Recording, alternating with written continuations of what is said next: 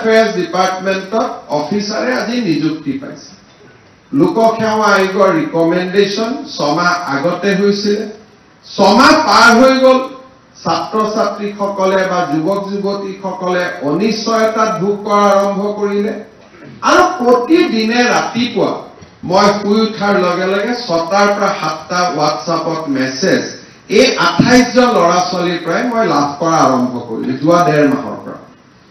এতিয়া এই ছাত্ৰ ছাত্ৰীসকলকে যদি কোনোবা এটা দিন আমাৰ সাংস্কৃতিক বিভাগৰ পৰা মাতি আনি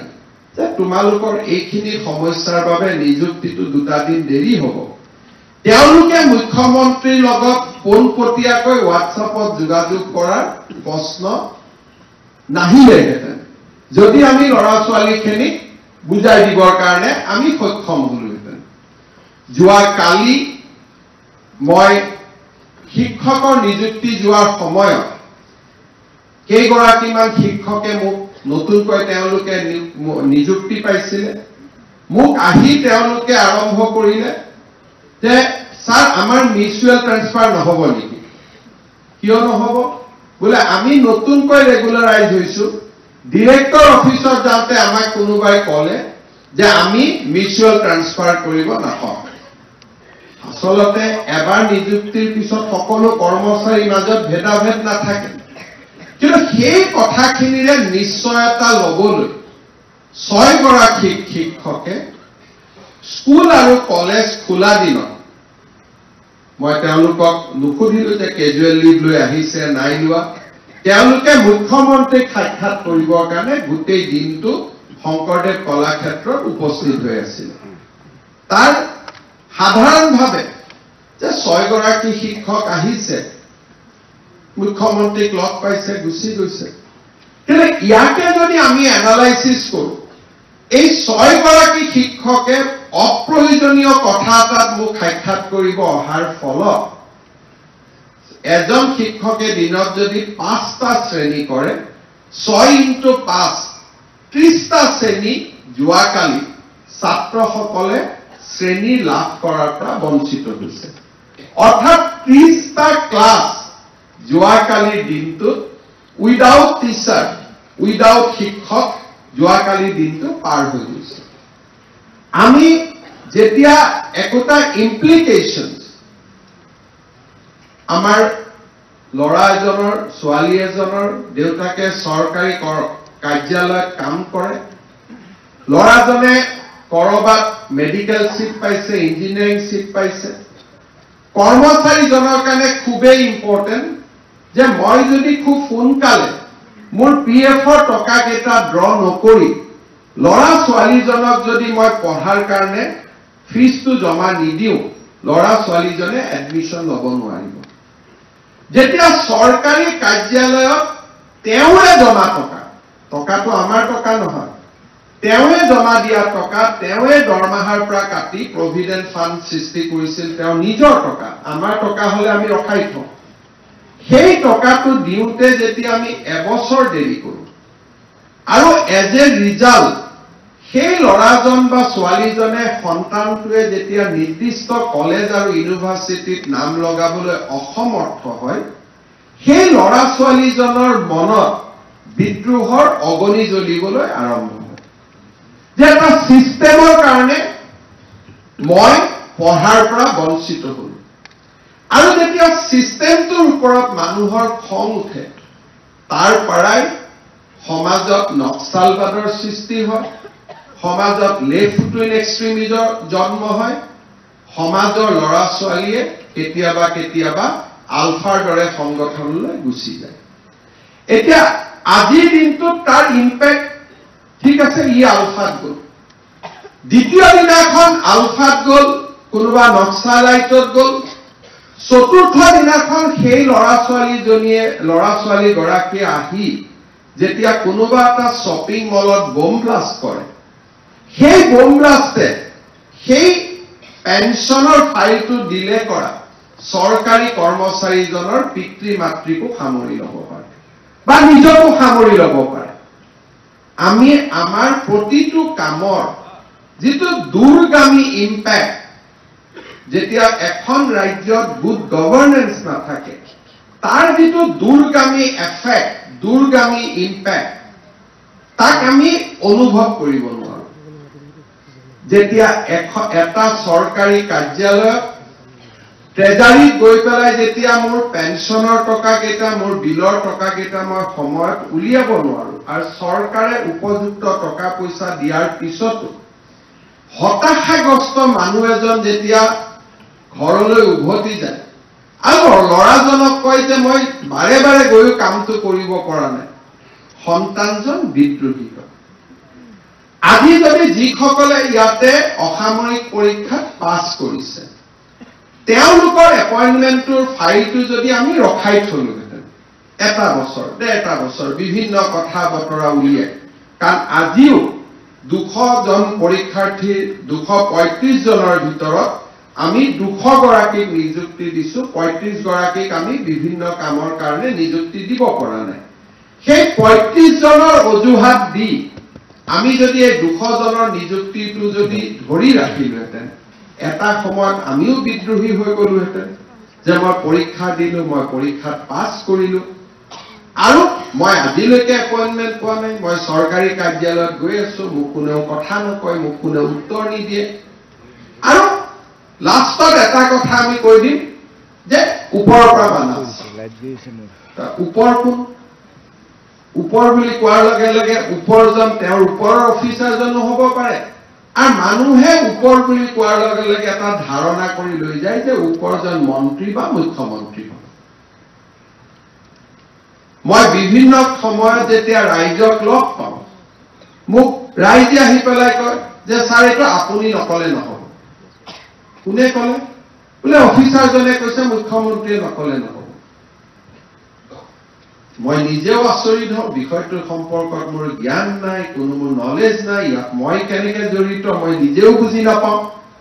তেতিয়া মই আকৌ অফিচাৰজনক ফোন কৰোঁ যে ইয়াত মোৰ কিবা ভূমিকা আছে নেকি বোলে ছাৰ মইতো কোৱা নাই তেনেকৈ কোনোবা এজনে অসত্য ক'ব লাগিব আইদাৰ দ্য অফিচাৰ অৰ দ্য ভিজিটাৰ্ছ কোনোবা এজনে ক'ব লাগিব আমি যেতিয়া সুশাসনৰ পৰা আঁতৰি যাওঁ তেতিয়া সমাজত অস্থিৰতা আৰম্ভ হয় সমাজৰ ওপৰত মানুহৰ যিটো এছেছমেণ্ট যিটো সমাজৰ ওপৰত মানুহৰ যিটো গুণগত ধাৰণা সেই গুণগত ধাৰণাটো লাহে লাহে কমিবলৈ আৰম্ভ কৰে আৰু যেতিয়াই চৰকাৰ আৰু সমাজৰ মাজত দূৰত্ব বাঢ়ে যেতিয়াই চৰকাৰ আৰু সমাজৰ মাজত দূৰত্ব বাঢ়ে চৰকাৰী বিষয়াসকলে এই কথাটো বহু সময়ত বুজি নাপায় যে তেওঁলোকে একোজন লেফ্ট উইং এক্সট্ৰিমিষ্টৰ জন্ম দিয়ে তেওঁলোকে একোজন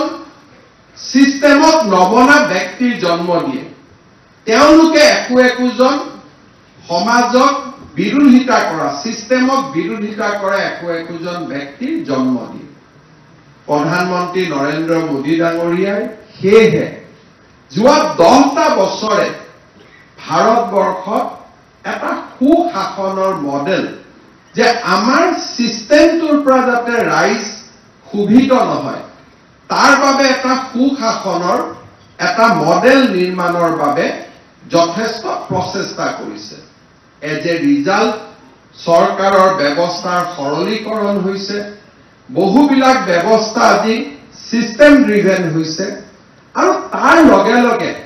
গভৰ্নেন্স বা চৰকাৰখন ৰাইজৰ ওপৰত লাহে লাহে তেখেতসকলৰ যিটো ভূমিকা যিটো আগতে মেক্সিমাম গভৰ্নেন্স আছিল তাক মিনিমাম গভৰ্নেন্সৰ ফালে সি গতি কৰিছে আমাৰ অসমত সুশাসনৰ কেইবাটাও স্তম্ভ আমি যোৱা কেইটামান বছৰত নিৰ্মাণ কৰিব পাৰিছো অসমত সুশাসনৰ আটাইতকৈ ডাঙৰ অভাৱ দেখা গৈছিল স্বচ্ছ নিযুক্তি আজি অসমৰ মুখ্যমন্ত্ৰী হিচাপে মই গৌৰৱ অনুভৱ কৰিব পাৰো আৰু আমি সকলোৱে collectively we can have a sense of satisfaction প্ৰাপ্তিৰ অনুভৱ কৰিব পাৰো যে 1,50,000 নিযুক্তি আৰু এটা নিযুক্তিও কোনো এজন প্ৰাৰ্থীয়ে কোৰ্টত বা বঞ্চিত প্ৰাৰ্থীয়ে আদালতক আজিলৈকে চেলেঞ্জ কৰা নাই। যদি কৰবাত কোনোবাই স্বচ্ছ নিযুক্তিৰ ওপৰত প্ৰশ্ন তোলে, চৰকাৰৰ ওপৰত প্ৰশ্ন তোলাৰ পিছত সাধাৰণতে ক্ষোভিত যুৱক যুৱতীসকল উচ্চ ন্যায়ালয়ৰ দ্বাৰস্থ হয়। যোৱা 3টা বছৰত 3.5 বছৰত আমি অসমত স্বচ্ছ নিযুক্তিৰ এটা মডেল, যি আজি ভাৰতৰ বাকী ৰাজ্যসমূহেও অনুকৰণ কৰিব আৰম্ভ কৰিছে। We have created a system of good governance. আৰু তাৰ ইম্পেক্টটো আজি আমি ক'ত পাওঁ যে পৰীক্ষাৰ যেতিয়া এটা পৰীক্ষা হয়, কোনো ছাত্ৰ ছাত্ৰীয়ে মন্ত্ৰী বিধায়কৰ ওচৰত গৈ এপ্ৰ'চ নকৰে যে আমাক আপোনালোকে সহায় কৰক। আজি যি কেইগৰাকী লোকসেৱা আয়োগৰ অধ্যক্ষ বা সদস্য আছে, গোটেই কেইগৰাকী কৰবাত নহয় কৰবাত অসম চৰকাৰৰ বিষয়া আছে। আমাৰ আটাইৰে লগত ব্যক্তিগত সম্পৰ্কও আছে। কিন্তু আপোনালোকে যদি নিজৰ জীৱনত অনুভৱ কৰে যে আপোনালোকৰ এজনেও লোকসেৱা আয়োগৰ পৰীক্ষা দি উঠি অকণমান অনুভৱ কৰা নাই যে মন্ত্ৰী এজনক গৈ লগ কৰোঁ, MLA এজনক গৈ লগ কৰোঁ, বিষয়া এজনক গৈ লগ কৰোঁ, কৰবাত মোৰ নামটো কাটি যাব নেকি। আৰু যদি আমি চাব যাওঁ, আজি আমাৰ ভাইবা ভচিত 711 গৰাকী ছাত্ৰ ছাত্ৰী উত্তীৰ্ণ হৈছে, 235 গৰাকী চূড়ান্ত হৈছে। এই চূড়ান্ত হোৱা প্ৰাৰ্থীসকলৰ মাজতে আমি যদি কৰবাই কোনোবাত এটা বা দুটা নম্বৰৰ যদি আমি বদলাই দিলোহেঁতেন, অকল মাত্ৰ ভাইবা ভচিত, ইয়াৰ মাজত 50 জন নাথাকিলেহেঁতেন, বেলেগ 50 জন ইয়াত আহি বহি থাকিলেহেঁতেন। কিন্তু আজি যি 50 জনে নাই পোৱা, 711 ভিতৰত 235 গৰাকীয়ে পাইছে, বাকী 500 জনে পোৱা নাই। কিন্তু 500 জনৰ এজনেও ফেচবুক, সামাজিক মাধ্যম, কোৰ্টত যোৱা নাই যে কৰবাত আমাক বঞ্চিত কৰা হৈছে। দে হেভ একচেপ্টেড যে ইয়াতকৈ আমি পোৱা নাই, কিন্তু যিসকলে পাইছে স্বচ্ছতাৰ ভিত্তিত পাইছে। এই হলটোত এজনো মুখ্যমন্ত্ৰীৰ আত্মীয় নাই, এজনো কোনো মন্ত্ৰীৰ আত্মীয় নাই, এজনো কোনো বিধায়কৰ আত্মীয় নাই, আৰু কোনেও টকা পইচা দিব পৰা সামৰ্থ্যৱান পৰিয়ালৰ পৰা ইয়াত এজনো অহা নাই। অন্ততঃ ACSৰ ৰিজাল্ট দিয়াৰ পিছত সামাজিক মাধ্যম বা টেলিভিছন, দূৰদৰ্শনত যিখিনি আলাপ আলোচনা হৈছে, তাৰ পৰা এইখিনি কথা আমি ধাৰণা কৰিব পাৰোঁ। ইয়াৰ মাজতে আমাৰ অৱসৰপ্ৰাপ্ত অধ্যক্ষ চৌধুৰী ডাঙৰীয়াই মোক কৈ গৈছে যে এই 235 গৰাকী ষ্টুডেণ্টৰ মাজতে 10-12 গৰাকী এনেকুৱা ষ্টুডেণ্ট আছে যাক যদি আমি ভালকৈ এনকাৰেজ কৰিব পাৰোঁ, অহাবাৰ তেওঁলোকে IASও ক্ৰেক কৰিব পাৰিব। এই অবজাৰভেশ্যনটো মোক কোনে দিছে? লোকসেৱা আয়োগৰ প্ৰাক্তন অধ্যক্ষগৰাকীয়ে দিছে যে ছাৰ, মই যিখিনি ল'ৰা ছোৱালীক আপোনাক দিছো, তাৰ পৰা 10 গৰাকীক আপুনি যদি এবছৰৰ কাৰণে ষ্টাডি লিভ দিয়ে, ভাল কৰি পঢ়াৰ সুবিধা দিয়ে, তেওঁলোকে IASও ক্ৰেক কৰিব পাৰিব। অৰ্থাৎ স্বচ্ছ নিযুক্তিতে সম্পন্ন হোৱা নাই। আমাৰ বিষয়াসকলে আজি স্বচ্ছ নিযুক্তিৰ পিছতো আমি আৰু কেনেকৈ উৎকৰ্ষ সাধন কৰিব পাৰোঁ, তাৰ বিষয়ে আজি চিন্তা চৰ্চা আৰম্ভ হৈছে। যোৱা 3.5 বছৰত আমি যুৱক যুৱতীসকলৰ মাজত স্বচ্ছ নিযুক্তিৰ এটা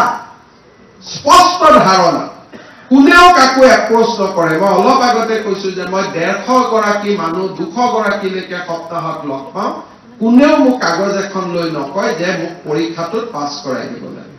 বিকজ দেট মেছেজ হেজ গন very loud and very strongly যে আমাৰ নিযুক্তিৰ ক্ষেত্ৰত অসমত এতিয়া টকা পইচা কোনেও নলয়। কিন্তু আজি আমি নিযুক্তি পালো। নিযুক্তি পোৱাৰ পিছতে আমাৰ দুটা কাম কৰিব লাগে। ট্ৰেজাৰীত গৈ আমি NPSৰ এটা একাউণ্ট বনাব লাগে। আৰু ট্ৰেজাৰীত গৈ আমাৰ প্ৰথম দৰমহাৰ বিলটো পাছ কৰিব লাগে সেই সময়তে মোলৈকে হোৱাটছআপ আহা আৰম্ভ হয় যে স্যাৰ আমাক 500 টকা নিদিলে এনপিএছ নম্বৰটো নিদিব স্বচ্ছ নিযুক্তিৰ পোৱাৰ পিছতে আপোনালোকেও ইয়াত অনুভৱ কৰিব হয়তো এসিএস কেজনে অনুভৱ নকৰিব এপিএস কেজনে অনুভৱ নকৰিব বাকি সকলে অনুভৱ কৰিব যে ট্ৰেজাৰীত গৈ প্ৰথম এনপিএস নম্বৰটো বনোৱাৰ লগে লগে তাৰ পৰা মেছেজ আহা আৰম্ভ কৰে যে স্যাৰ আমাক আপুনিটো নিযুক্তিটো দিলে কিন্তু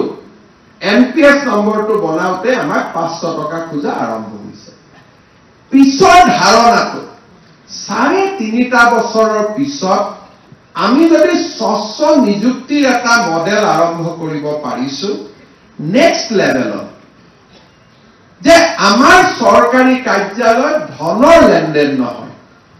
এই ব্যৱস্থাটো আমি ৰাইজৰ মাজত এতিয়ালৈকে ষ্ট্ৰংলি আমি দিব পৰা নাই এটা পৰ্যায় আমি অতিক্ৰম কৰিছো যোৱা 3.5 বছৰ যে এপইন্টমেন্টত টকা পইচা কোনেও নলয় কিন্তু যদি মই এটা স্বচ্ছ নিযুক্তিৰ জৰিয়তে মই আহিছো নেক্সট মোৰ অবজেক্টিভ কি হ'ব লাগিব মই স্বচ্ছতা আনিব লাগিব if I am a product of a spoiled system then I have every right to earn money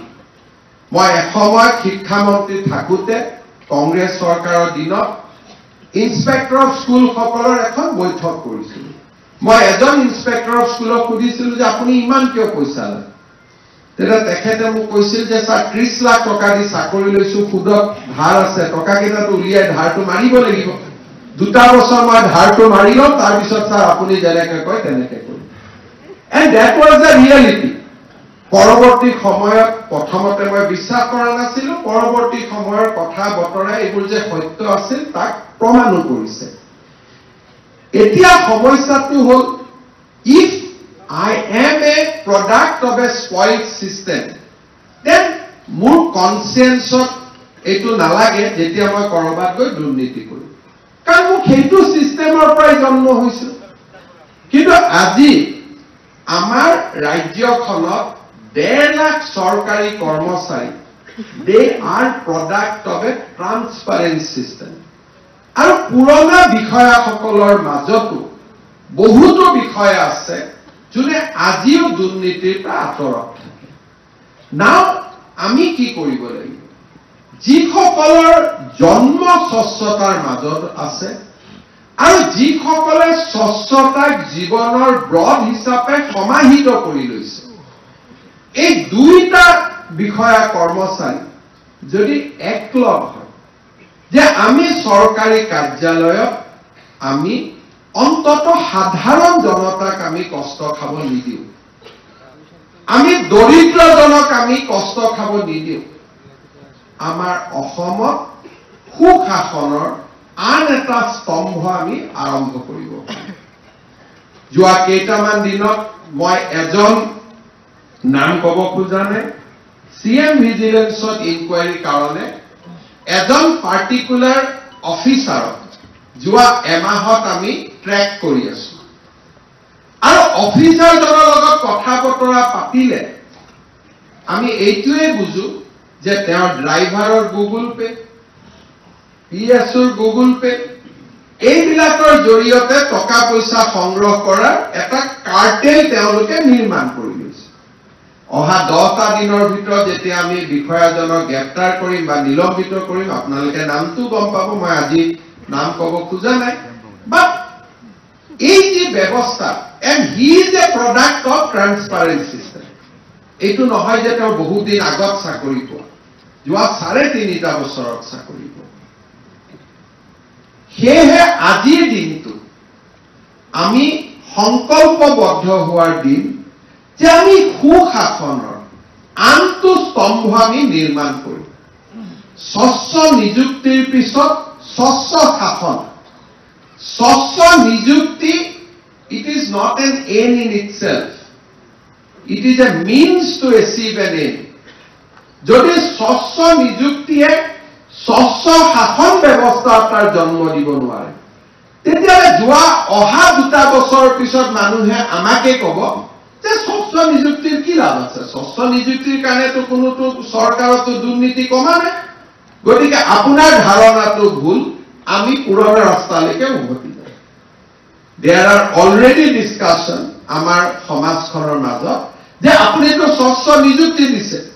কিন্তু মানুহেতো টকা পইচা লৈ কাম কৰে আছে গতিকে স্বচ্ছ নিযুক্তি দিয়াতকৈ আগৰ দৰে আমি চলি থাকো at least politically আমাৰ অলপ লাভ হ'ব 2-4টা ল'ৰাক চাকৰি দিব পাৰি so transparent appointment স্বচ্ছ নিযুক্তি যদি স্বচ্ছ শাসনৰ ফালে লৈ না যায় তেতিয়ালে তাৰ ৰিভাৰ্স সাইকেল এটাও within 5 years it will start and I am worried for that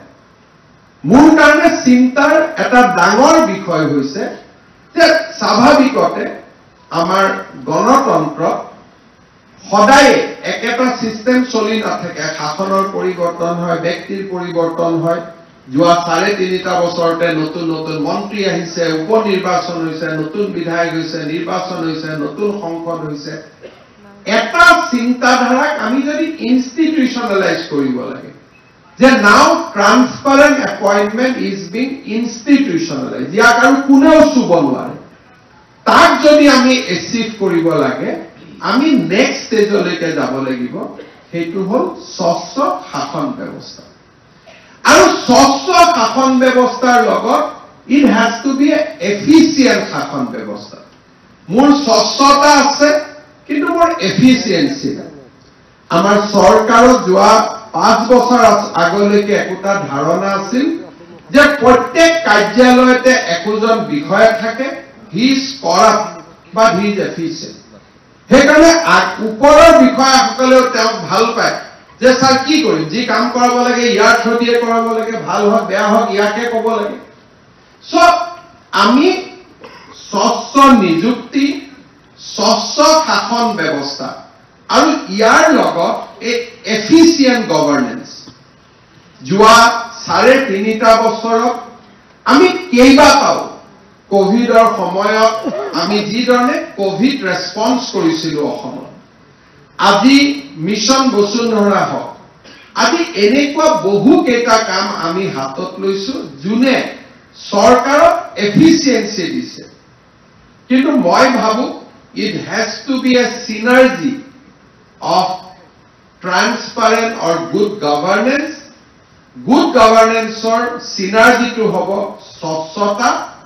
আৰু ক্ষিপ্ৰতা স্বচ্ছতা আৰু ক্ষিপ্ৰতাৰ মাজত যেতিয়া synergy হ'ব তেতিয়াহে আমি মানুহক এটা সুশাসনৰ মডেল দিব পাৰিম যোৱা কেইদিনমান আগতে মই সিঙ্গাপুৰত আছিলো ইনভেস্টৰ সকলৰ লগত কথা পাতোতে অসমীয়া প্ৰবাসী অসমীয়া সকলৰ লগতো মোৰ সাক্ষাৎ হৈছিল তেওঁলোকে মোক কৈ আছিল যে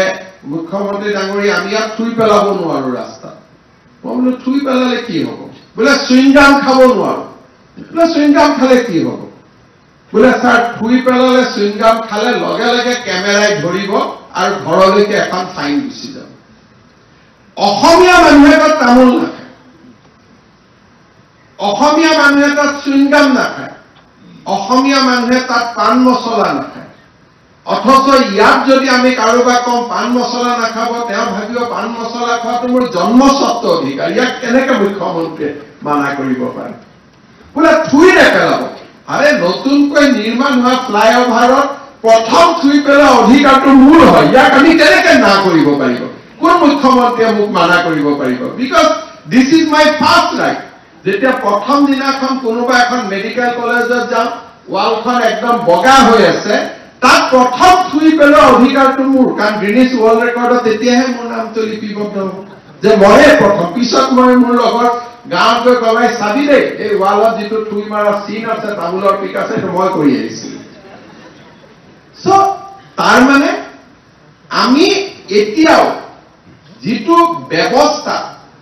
এই ব্যৱস্থাটোক আমি শৃংখলিত এই কাৰণেই কৰিব পৰা নাই কাৰণ আমাৰ প্ৰশাসনত এফিচিয়েন্সিৰ অভাৱ আজি আমি এখন টেকনলজি যিমানবিলাক টেকনলজি আমাৰ হাতত আছে গুড গভৰ্নেন্সৰ, তাক যদি আমি এমপ্লয় কৰোঁ, নীতি নিয়মৰ পৰিৱৰ্তন কৰোঁ, মানুহ আৰু চৰকাৰৰ মাজত ইণ্টাৰফেচ বহু গুণে কমি যাব।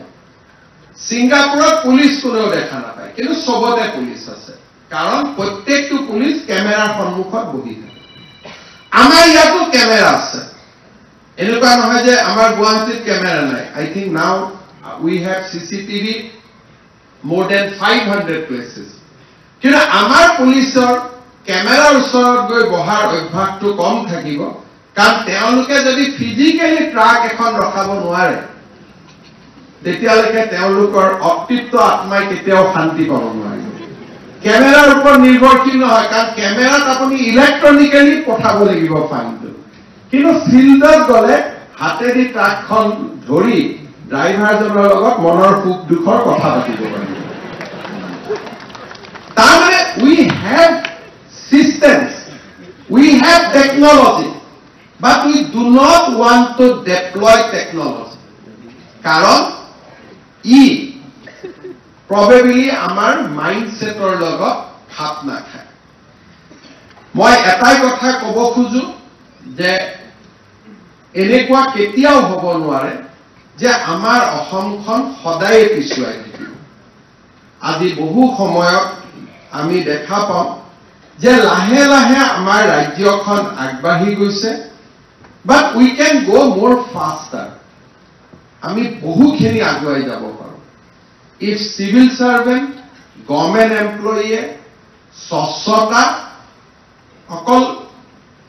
প্ৰধানমন্ত্ৰী ডাঙৰীয়াই যেতিয়া স্বচ্ছতা কয়, ৰাস্তাৰ আৱৰ্জনাক নকয়, মনৰ আৱৰ্জনাকো সামৰি লয়। That is the Gandhian principle of our life. যদি আমি স্বচ্ছতাক আৱৰি লওঁ, জীৱনত স্বচ্ছতাক আমি আমাৰ জীৱনৰ ব্ৰড হিচাপে লওঁ, মুখ্য সচিবে কোৱাৰ দৰে will get immense internal satisfaction. এতিয়া আমাৰ নিৰাপত্তাৰ চিন্তা আমাৰ কৰাৰ প্ৰয়োজন নাই। ৰাজ্য চৰকাৰে চৰকাৰী কৰ্মচাৰীসকলক যোগদান কৰাৰ পিছতেই চৰকাৰক ঘৰ বনাবৰ বাবে 30 লাখ টকাৰ লোন দিয়ে, গাড়ী কিনিবৰ কাৰণে লোন দিয়ে। এজন চৰকাৰী কৰ্মচাৰীৰ কিবা কাৰণত যদি মৃত্যু হয়, আমি ল'ৰা ছোৱালীৰ কাৰণে চিন্তা কৰিব নালাগে। যি ধৰণে দৰমহা মই পাই আছিলো, মোৰ পৰিয়ালেও তেনেকে দৰমহা পাই থাকিব। যদি কৰবাত এক্সিডেণ্ট হয়, 1 কোটি টকালৈকে ইঞ্চুৰেঞ্চ কাভাৰেজ লাভ কৰিব। ছচিয়েল চিকিউৰিটি, আগতে মানুহে কৈছিলে যে নহয়, মই অলপ টকা পইচা কৰিব লাগিব, নহলে ছোৱালীজনীক বিয়া দিব নোৱাৰিম। আজিকালি তাৰো সমস্যা নাই, কাৰণ ছোৱালীয়ে নিজে ইমান ভাল চাকৰি কৰে যে তেওঁক বিয়া দিয়াৰ কথা দেউতাক মাকে চিন্তা কৰিব নালাগে। বৰঞ্চ সেই ছোৱালীজনীক বিয়া কৰাব কাৰণে 2-3টা ল'ৰা আহে। We have to select out of that কাক আমি বিয়া কৰাম। অপশ্যন হেজ কাম টু আছ নাও। আগত আমাৰ ইয়াত যৌতুকৰ কথা নাই। আমাৰ নিজৰ জীৱনত চিন্তা কৰাৰ সমগ্ৰ দায়িত্ব চৰকাৰে লৈছে। আমি একোৱে কৰিব নালাগে। প্ৰথম চাকৰি কৰিলে আমাৰ মনত কি ইচ্ছা যায় যে আমি ফ্লেট এটা ল'ব পাৰোঁ। Now government gives you loan up to 30 lakh. আমি বেলেগক হাত কটাৰ প্ৰয়োজনীয়তাই নাই। গাড়ী এখন ল'ব পাৰোঁ নেকি? চৰকাৰী ব্যৱস্থা আছে। আজি মোৰ এক্সিডেণ্ট হলে কি হ'ব? গভৰ্ণমেণ্টৰ ব্যৱস্থা আছে। বেমাৰ হলে কি হ'ব? গভৰ্ণমেণ্টৰ ব্যৱস্থা আছে। এণ্ড এজ ডেইজ গোজ বাই, এই ব্যৱস্থাবোৰ আৰু শক্তিশালী হৈ গৈ থাকিব। প্ৰধানমন্ত্ৰী নৰেন্দ্ৰ মোদী ডাঙৰীয়াই সদায় কৈ আহিছে যে 2047 চনত আমি ভাৰতক বিকশিত ৰাজ্য হিচাপে চাব বিচাৰো, এজ এ ডেভেলপড নেশ্যন। আৰু 2047লৈকে আমাৰ যাত্ৰা হ'ল অমৃতৰ যাত্ৰা। আমি যাতে অমৃত পথত অৱতীৰ্ণ হ'ব পাৰো। আমি 2047 চন দেখা পাম নাপাম, উই ডু নট নো। কিন্তু আজি ইয়াত নিযুক্তি পত্ৰ ল'বলৈ অহা সকলোৱে 2047 চন দেখা পাব। এক প্ৰকাৰ ক'ব গ'লে বিকশিত ভাৰতৰ আপোনালোক অমৃতৰ সন্তান। কাৰণ you lead our country towards 2047 when our nations will be developed nation. আজি আমি তৃতীয় মহাশক্তি অৰ্থনৈতিক দৃষ্টিকোণৰ পৰা 2027ত আমি তৃতীয় মহাশক্তি হম আৰু 2047ত আমি ডেভেলপড নেশনস হম one of the developed nation few nations যাক আমি per capita সকলো ফালৰ পৰা developed nations বুলি কওঁ সেই developed nation আমি 2047ত হমগৈ and you will all be there at that point of time আপোনালোক সকলোৱে জীৱিত হৈ থাকিব ভগৱানে আৰু দীৰ্ঘ আয়ু দিয়ক you will all be alive you will see that new India যে আমি আমাৰ জীৱন কালত দেখা পাম না পাম আমি নাজানো so you have to dedicate yourself towards fulfilling that dream যে আমি অসমৰ আৰু ভাৰতৰ স্বাধীনতাই যেতিয়া 100 বছৰত ভৰি দিব আমি ভাৰতখনক বিকশিত ভাৰত কৰিম আৰু বিকশিত অসম আমি নিৰ্মাণ কৰিম আৰু ইয়াৰ মূল স্তম্ভ স্বচ্ছ নিযুক্তি স্বচ্ছ শাসন আৰু ক্ষিপ্ৰ শাসন এই তিনিটা ধ্বজাবাহক হিচাপে আমি সকলোৱে নিজক আকৌ এবাৰ নিয়োগ কৰিব লাগিব মই আশা কৰোঁ যে যি ধৰণে আমাৰ ইয়াত গুণগত মেন পাৱাৰ আহিছে আৰু ৰাজ্যখনত আমি দেখা পাওঁ যে এতিয়া কীৰ্তিত্ব এটা জায়গাতে পুঞ্জীভূত হৈ থকা নাই আমি যদি 235 গৰাকী ছাত্ৰ ছাত্ৰীক চাব যাওঁ যদি গুৱাহাটীৰ পৰা 37 নগাঁৱৰ পৰা 19 কামৰূপৰ 18 ডিব্ৰুগড়ৰ 13 লখিমপুৰৰ 12 বৰপেটাৰ 11 তিনিচুকীয়াৰ 11 যোৰহাটৰ 11 বিশ্বনাথৰ 8 শিৱসাগৰ 8 ডিমা হাছাও জিলাৰ পৰা 7 গৰাকী এবাৰ এচিএস বা আমাৰ কম্বাইন্ড সিভিল সাৰ্ভিস পৰীক্ষা পাছ কৰিছে আমি যদি ওএস কাৰ্বি আলমত চাব যাওঁ তাৰ পৰাও 3 জন ল'ৰা ছোৱালীয়ে এবাৰ সিভিল সাৰ্ভিস পাছ কৰিব পাৰিছে চিৰাঙৰ দৰে জিলা যি আন এসপাইৰেশনাল জিলা বুলি আমি কওঁ তাৰ পৰাও 2 জন ছাত্ৰ ছাত্ৰীয়ে আমাৰ পৰীক্ষাত উত্তীৰ্ণ হ'বলৈ সক্ষম হৈছে আৰু আজি আমাৰ ইয়াত যিটো মেন পাৱাৰ আহিছে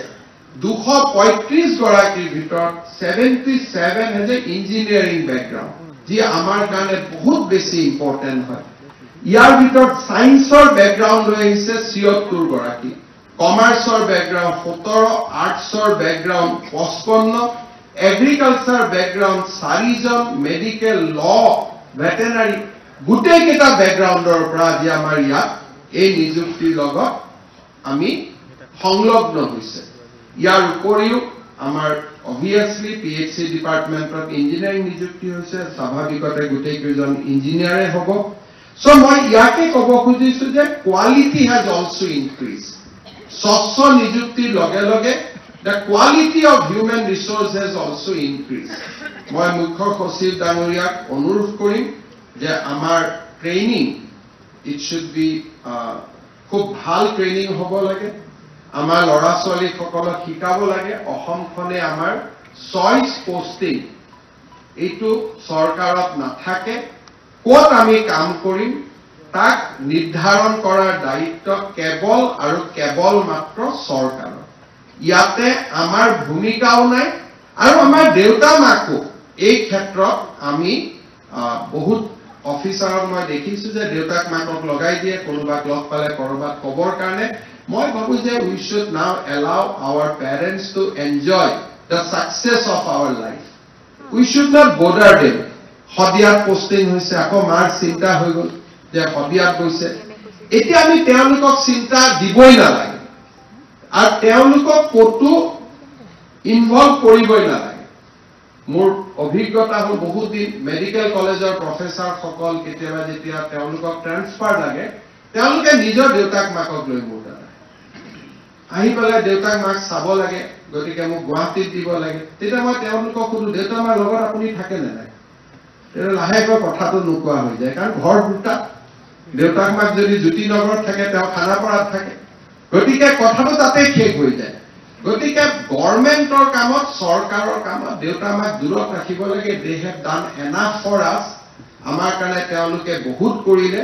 আমি তেওঁলোকক এতিয়া উপযুক্ত সন্মান দিব লাগে আমি তেওঁলোকক মৰম আদৰ গোটেইখিনি দিব লাগে এণ্ড আমি তেওঁলোকক ইজন মন্ত্ৰীক ফোন কৰক ইজন মন্ত্ৰীক ফোন কৰক দিজ থিংছ আমি কতো ইনভলভে হ'ব নালাগে কাৰণ গোটেই অসমখনে আমাৰ সদিয়ে মইতো কওঁ ভাৰতখন আমাৰ মোৰতো চিন্তাধাৰা আৰু ওপৰত যে ভাৰতখনে আমাৰ মোক যদি কৰ্ণাটকতো ক'ৰবাত পোষ্টিং দি দিয়ে আই শুড গো বিকজ এইখনে মোৰ জন্মভূমি এইখন মোৰ স্বৰ্গভূমি ইয়াত কি আপত্তি কৰিবলগীয়া আছে আজি আমাৰ ইয়াত IAS অফিচাৰসকল বহি আছে দে হেভ কাম ফ্ৰম সাম আদাৰ ষ্টেট অসমত কাম কৰি আছে তাত কোনো অসুবিধা নাই গতিকে যদি এজন IAS অফিচাৰ কেৰালাৰ পৰা আহি অসমৰ সদিয়াত কাম কৰিব পাৰে আমি ধুবুৰী ছোৱালীজনী সদিয়াত যোৱাত কি আপত্তি থাকিব পাৰে গতিকে মই ভাবো যে অন্তত সিনিয়ৰ অফিচাৰসকলে ট্ৰান্সফাৰ পোষ্টিং এইবিলাকত সময় নষ্ট নকৰি we should concentrate on our job আমি যিমান পাৰো শিকিব লাগে আৰু ফৰ্মেটিভ পিৰিয়ডত যিমানে দূৰত চাকৰি কৰো আমি সিমানে শিকিব পাৰো তেতিয়া মানুহৰ বেদনাবিলাক আমি আৰু বুজিব পাৰো গুৱাহাটীৰ মানুহেতো কিবা কিবি কৰি কামখিনি কৰাই লয় কিন্তু ধুবুৰী মানকাছাৰত থকা মানুহজনে নিজৰ কাম কেতিয়াও কৰাই ল'ব নোৱাৰে তেওঁলোকৰ মাজত অফিচাৰজনৰ সন্মান আৰু ওপৰ কাৰণ for them you are the god to them যে তেওঁলোকে আপোনালোকৰ কাৰণে এক প্ৰকাৰ ভগৱান আগত মাই বাপ বুলি কৈছে যেতিয়া মই পলিটিক্যাল সায়েন্স কৰিছিলো there is a chapter on মাই বাপ যে গভৰ্ণমেন্ট পাব্লিক সাৰ্ভেন্টক মানুহে মাই বাপ বুলি ভাবিছিল আজি টেকনলজি আহিছে মানুহ ওচৰ চাপি আহিছে কিন্তু মই ভাবো যে we should take up the most challenging positions আমিও চেষ্টা কৰিম আপোনালোকক যাতে আটাইতকৈ অসমৰ বেয়াৰ পৰা বেয়াকৈ জায়গাখনত আপোনালোকক আমি পোষ্টিং কৰিব পাৰো যাতে আপোনালোকে শিকিব পাৰে ইউ ক্যান কন্ট্ৰিবিউট মিনিংফুলি কাৰণ যি কেজনে ভাল ৰিজাল্ট কৰিছে তেওঁলোকক আটাইতকৈ বেয়া জায়গাত পঠাব লাগে কাৰণ তেতিয়া তেওঁলোকে ৰাইজৰ দুখ বেদনা বুজি পাব এণ্ড যেতিয়া they will become DC they will become SP they will be able to meaningfully contribute to the life of our people সেইকাৰণে মোৰ চিন্তাধাৰা অলপ বেলেগতকৈ বেলেগ কেতিয়াবা কেতিয়াবা কয়ো যে আপুনি উল্টা কথা কৈ থাকে মই ভাবো that is the way we should be যিমানে as per মোক প্ৰধানমন্ত্ৰী ডাঙৰীয়াই কৈছে এইটো মোৰো কথা নহয় প্ৰাইম মিনিষ্টাৰে মোক কৈছে যে আটাইতকৈ ভাল অফিচাৰ কেইজনক এছপাইৰেশ্যনেল ব্লক আৰু এছপাইৰেশ্যনেল ডিষ্ট্ৰিক্টত দিব লাগে কাৰণ আকাংক্ষী জিলা আৰু আকাংক্ষী ব্লকত গলেহে আমি ৰাইজৰ কাৰণে আটাইতকৈ বেছি কাম কৰিব পাৰিম and in fact last CM কনক্লেভত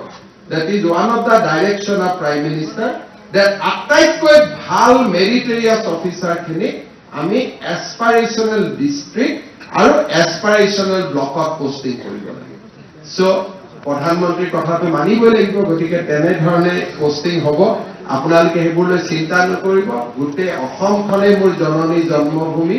ইয়াতকৈ ডাঙৰ একো নাই ইয়াতে জন্মিছো ইয়াতে মৰিম উই ক্যানট চুজ আৱাৰ ক'ত জন্ম ল'ম তাকো আমি চুজ কৰিব নোৱাৰো ক'ত মৰিম আমি তাকো চুজ কৰিব নোৱাৰো বাকীখিনি it is a journey of life ফটাফট পাৰ হৈ যায় গমে নাপায় মোৰ লগৰ ল'ৰা ছোৱালীবিলাকে কেতিয়া ACS পাইছিলে লগে লগে কটন কলেজত পাৰ্টি কৰিছিলো আজি মই ACSত এপইণ্টমেণ্ট দি আছো কিমান লাইফটো চিনেমা এখন যেনেকৈ 3 ঘণ্টাত ফটাফট গুচি যায় তেনেকে লাইফটো চেঞ্জ হৈ যায় অহা ইয়াত বহি আছে আৰু ইতিমধ্যে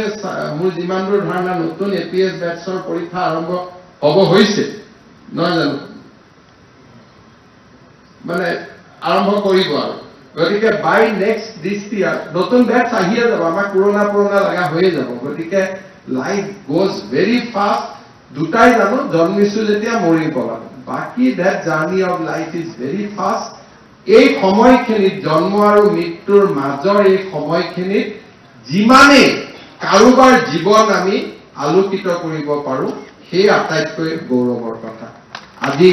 মোৰ কাৰণে আটাইতকৈ গৌৰৱৰ কথা যে আপোনালোকৰ জীৱনত আপোনালোক এই পৰ্যায়ত আহি পোৱাৰ কাৰণে কৰবাত নহয় কৰবাত আমি কন্ট্ৰিবিউট কৰিব পাৰিছো যে আমি বেয়া কাম নকৰো টকা পইচা নলওঁ এপইণ্টমেণ্টত সেইকাৰণে আজি আপোনালোক আমাৰ সন্মুখত নহলে হয়তো বেলেগ কোনোবা আহি বহি থাকিলেহেঁতেন এইখিনিয়ে মোৰ জীৱনৰ প্ৰাপ্তি এইটো যদি মোৰ জীৱনৰ প্ৰাপ্তি আপুনিও আপোনাৰ জীৱনৰ প্ৰাপ্তি কি হ'ব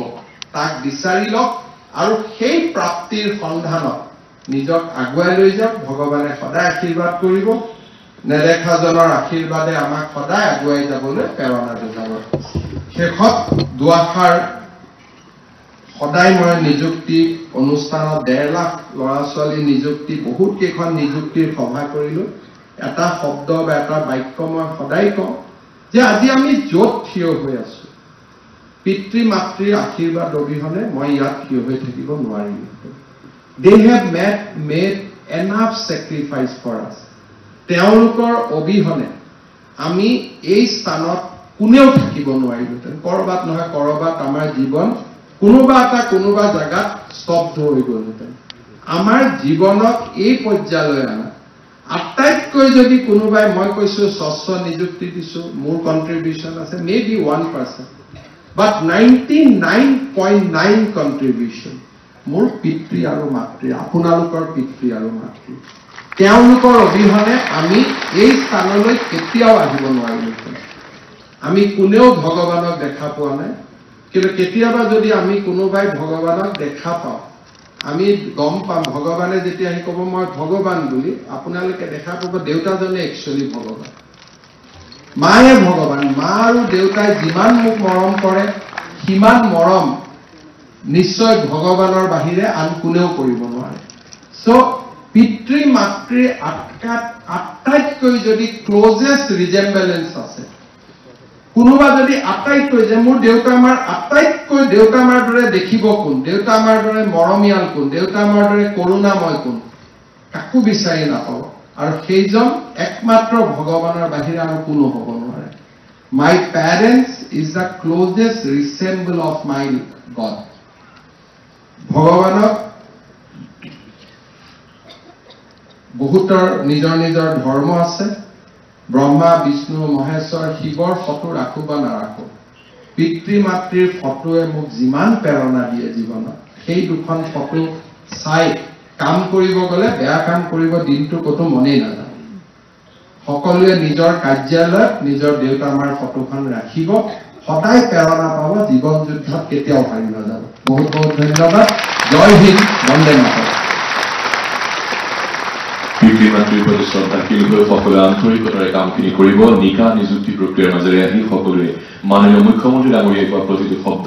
অন্তঃকৰণেৰে অনুভৱ কৰিব সেয়া আশা কৰিছো ধন্যবাদ মাননীয় মুখ্যমন্ত্ৰী ডাঙৰীয়া ধন্যবাদ জনাইছো মঞ্চত উপবিষ্ট সন্মানীয় মন্ত্ৰীসকল এপিএছচিৰ অধ্যক্ষ মুখ্য সচিব আৰক্ষী সঞ্চালক প্ৰধান সন্মানীয় সাংসদ বিধায়ক বিভিন্ন বৰ্গৰ বিভিন্ন বিভাগৰ বিষয়াসকল নৱনিযুক্ত বিষয়াসকল পৰিয়ালবৰ্গ সংবাদ মাধ্যমৰ বন্ধুসকল সকলোকে ধন্যবাদ জনাইছো এতিয়া ৰাষ্ট্ৰীয় সংগীতেৰে আজিৰ